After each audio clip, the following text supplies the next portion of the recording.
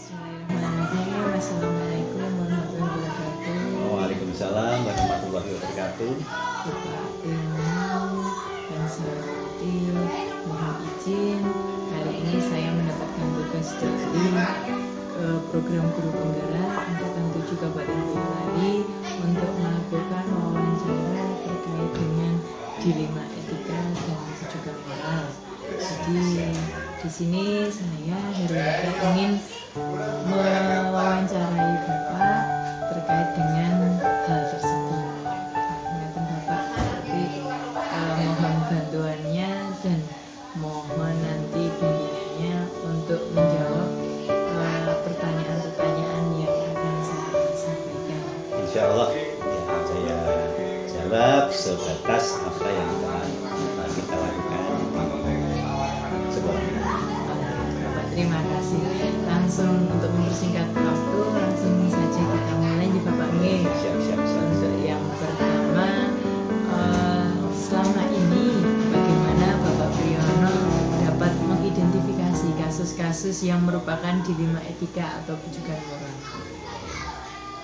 Di dalam mengidentifikasi kasus-kasus yang merupakan dilema etika ataupun bujukan moral, kita mestinya harus tahu lebih dulu apa definisi daripada dilema etika dan bujukan moral. Pastinya kita harus tahu itu. Nah, dilema etika itu suatu permasalahan yang mana harus menyelesaikan kasus yang diantara itu benar vs benar. Jadi masalahnya itu ada dua, benar dan benar. Nah, hal inilah yang kita memang agak dilema dalam arti wis bener ya bener, tetapi kan kita harus memilih salah satu. Yang kedua adalah tujuan moral, itu adalah benar vs salah. Nah, ini kita memilihnya agak ringan karena benar dan salah ini biasanya kita harus mengacu kepada istilahnya salahnya itu sesuai dengan hukum yang berlaku. Maka kita nanti kalau di rujukan moral itu kita insya Allah dalam menangani kasus agak demikianlah saya di dalam mengidentifikasi kasus-kasus yang merupakan dilema etika. Bapak, terima kasih. Lalu untuk yang kedua, langkah-langkah atau prosedur seperti apa nih Bapak yang Bapak sudah lakukan selama ini dalam melakukan penyelesaian kasus dilema etika atau bujukan? Yang pertama saya mengidentifikasi kasusnya itu masuk di dalam dilema etika atau bujukan moral. Yang kedua, langkah yang kedua kita berkolaborasi dengan guru atau kita adakan suatu diskusi. Kalau ada masalah seperti ini, sebaiknya apa yang harus kita lakukan? Iya, Bapak. Lalu yang ketiga Bapak, adakah hal-hal yang selama ini Bapak anggap efektif dalam pengambilan keputusan pada kasus-kasus dilema etika? Yang pertama, saya diskusikan dengan yang punya masalah, baik itu siswa ataupun karyawan, bahkan di masyarakat. Siapakah yang punya masalah itu kita diskusikan terlebih dahulu. Apakah alasannya mereka itu melakukan kesalahan itu? Nah, setelah itu kita diskusikan, kemudian kita musyawarahkan bersama dan kita ambil solusinya jalan keluarnya bagaimana. Berarti untuk selama ini ada prosedurnya, ada langkah-langkahnya ya Bapak. Iya, betul. Untuk penyelesaian setiap dilema etika ataupun bujukan moral. Yang pertama yang harus kita lakukan adalah itu pendekatan terhadap yang melakukan kasus. Lalu Bapak, adakah tantangan dalam pengambilan keputusan? Jadi di sini yang ingin saya katakan hal-hal apa sajakah yang menurut Bapak menjadi sebuah tantangan dalam pengambilan keputusan pada kasus-kasus dilema etika atau bujukan moral? Itu tantangannya begini ya.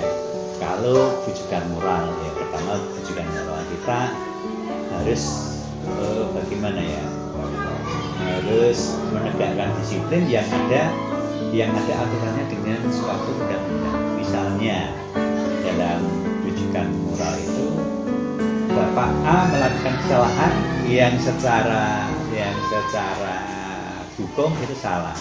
Nah, itu yang menjadi kendala saya, apakah hal itu akan saya tindak sesuai dengan hukum yang ada. Kalau itu melanggar suatu undang-undang, apakah kita perlu permasalahan? Itu yang menjadi dilema bagi kami. Jadi aku kudu piye. Nah, maka seperti itu, itulah yang istilahnya kita kan juga istilahnya orang umum lah gitu, orang umum yang punya rasa etika, rasa belas kasihan juga. Nah, itu yang menjadi kendala bagi saya. Nah, kemudian kalau yang dilema etika itu kalau saya istilahnya hanya cukup menegakkan suatu disiplin pada siswa lah, kedisiplinan ya istilahnya itu yang kita tegakkan. Jadi tantangannya adalah ketika mengidentifikasi antara itu adalah dilema etika ataupun itu bujukan moral. Alhamdulillah semakin tercerahkan iki Bapak. Lalu ketika Bapak menghadapi sebuah kasus dilema etika ataupun dilema bujukan moral, lalu yang ingin saya tanyakan, apakah Bapak langsung menyelesaikan permasalahan tersebut di tempat atau Bapak ada jadwal tertentu atau jadwal tertentu untuk menyelesaikan masalah tersebut? Kalau biasanya yang saya lakukan, permasalahan itu langsung saya selesaikan. Karena dengan alasan kalau kita selesaikan dengan jadwal tertentu, kita mundur misalnya hari atau saya takutnya pemasukan daripada istilahnya tidak luar gitu. Jadi nanti sudah tidak mungkin lagi. Jadi masalah itu harus saya selesaikan saat itu juga. Jadi segala masalah selesai cepat dan itu selesai begitu. Tuntas ngerti Bapak nggih. Alhamdulillah. Tuntaskan. Berarti sebisa mungkin jika ada permasalahan berarti langsung diselesaikan segera. Kasus itu secepat mungkin harus selesai. Dari sekian lama Bapak sudah menjadi seorang kepala sekolah, lalu apakah ada faktor-faktor tertentu atau adakah pihak-pihak tertentu yang selama ini menurut Bapak mempermudah dan membantu Bapak saat pengambilan keputusan pada saat menghadapi masalah kasus dilema etika? Jelas ada, terutama adalah selalu saya musyawarahkan dengan rekan-rekan di dalam mengambil suatu keputusan. Sangat umum pasti ada, terutama adalah rekan-rekan tersebut.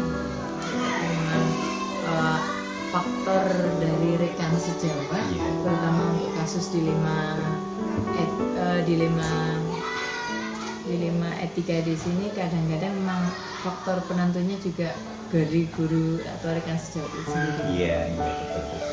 Jadi misalnya kita menangani kasus siswa, ya, tidak langsung saya sendiri, maka saya kembalikan pada tim kelasnya ini gimana sebenarnya gimana. Jadi rekan-rekan itu sangat menentukan sekali juga, yang mendukung kami lah gitu.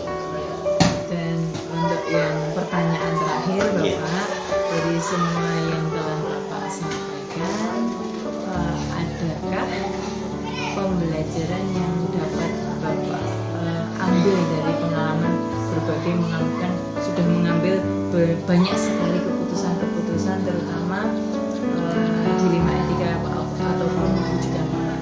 Adakah pembelajaran yang bisa kita petik bersama ini Bapak? Tentunya ada, bahwa pembelajaran yang kita petik bersama bahwa kehidupan di dalam kehidupan baik itu di dunia pendidikan, di masyarakat, itu masalah itu pasti ada. Jadi saya yakin masalah itu pasti ada dan masalah itu harus selesai, pasti selesai juga gitu. Itu yang dapat kami petik, dan juga untuk menyelesaikan suatu permasalahan kita perlu tidak tidak bisa kita kemudian saya sampaikan bisa. Terima kasih sekali Bapak atas waktunya.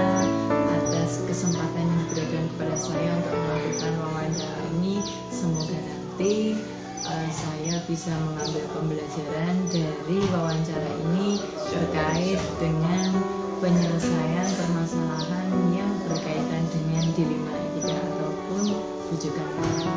Dan Bapak terima kasih atas bantuannya dan saya menghormati. Atur nuhun Bapak. Assalamualaikum warahmatullahi wabarakatuh Pak Indra. Waalaikumsalam. Pak Indra, perkenalkan saya Herwita. Di sini saya ingin mewawancarai Bapak sebagai Kepala Sekolah SD Negeri 2 Seniorjo terkait dengan dilema etika Bapak. Iya, bisa. Waktunya nih Bapak. Ya, Jadi langsung saja yang pertama saya ingin mengetahui bagaimana Bapak Indra ketika mengidentifikasi kasus-kasus yang merupakan dilema etika atau rujukan moral. Begini Bu Erwin, ya kita harus mencari tahu dulu permasalahannya, apa yang sudah kita dengar dari pembicaraan, mungkin itu kasus dari guru dengan siswa ataupun pendidik sendiri. Nah, itu yang penting kita harus mengidentifikasi dulu dengan cara menyaring ya, menyaring. Mungkin nanti kalau pas pengambilan keputusan kita tidak merugikan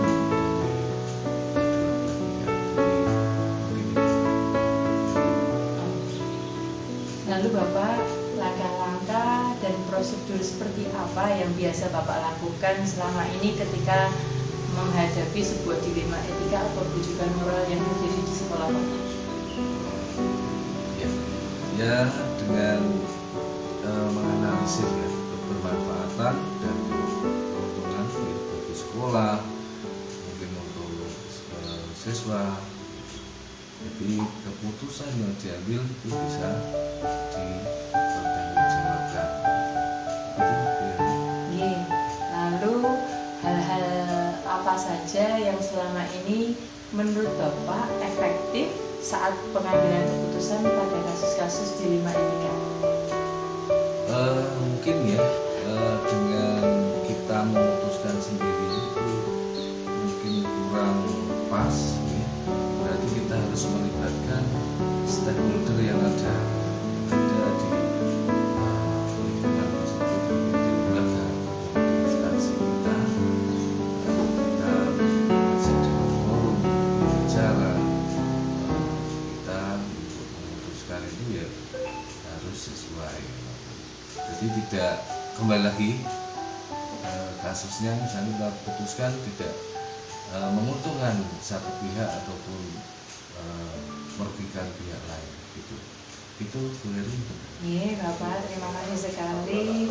Dan di sini saya juga ingin tahu ini Bapak, hal-hal apa saja yang selama ini merupakan tantangan dalam pengambilan keputusan pada kasus-kasus dilema etika? Tantangannya banyak sekali ya, khususnya misalkan kasus di kelas ya, misalkan ada anak karakternya itu bagus tetapi akademiknya itu kurang. Jadi misalkan guru kelasnya kekeh tidak akan menaikkan gitu. Tetapi di sini kita bisa melihat itu dengan rasa keadilan dan rasa kasihan gitu. Jadi mungkin justice versus mercy ya. Jadi seperti itu. Jadi kita tidak boleh melihat satu aspek saja. Mungkin itu tantangan. Iya. Jadi memang kalau kita mengambil keputusan itu tidak bisa hanya dilihat dari satu aspek saja gitu Bapak. Ya, betul sekali. Oke. Lalu apakah Bapak memiliki sebuah jadwal tertentu saat menghadapi sebuah kasus dilema etika, atau Bapak lebih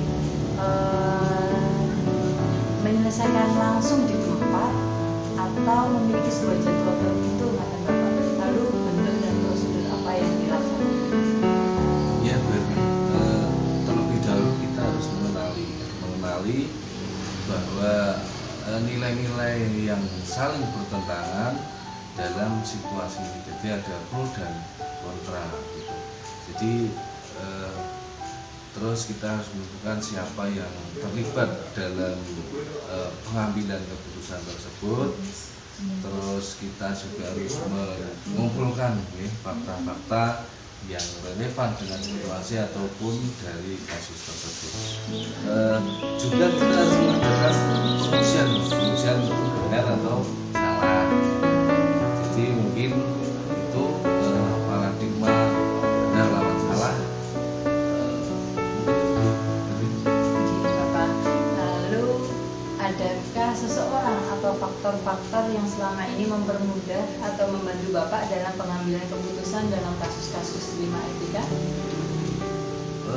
Mungkin ya untuk pemangku kepentingan mungkin ya banyak sekali kita sudah harus berkolaborasi dengan stakeholder yang ada di lingkungan kita, terus juga mengidentifikasi ya, jadi semua pemangku kepentingan yang akan terpengaruh dengan keputusan yang saya ambil ataupun saya putuskan. Gitu kan? Bapak, dan yang terakhir, dari semua hal yang telah Bapak sampaikan, pembelajaran apa yang dapat Bapak petik dari pengalaman Bapak selama mengambil keputusan di 5 etika?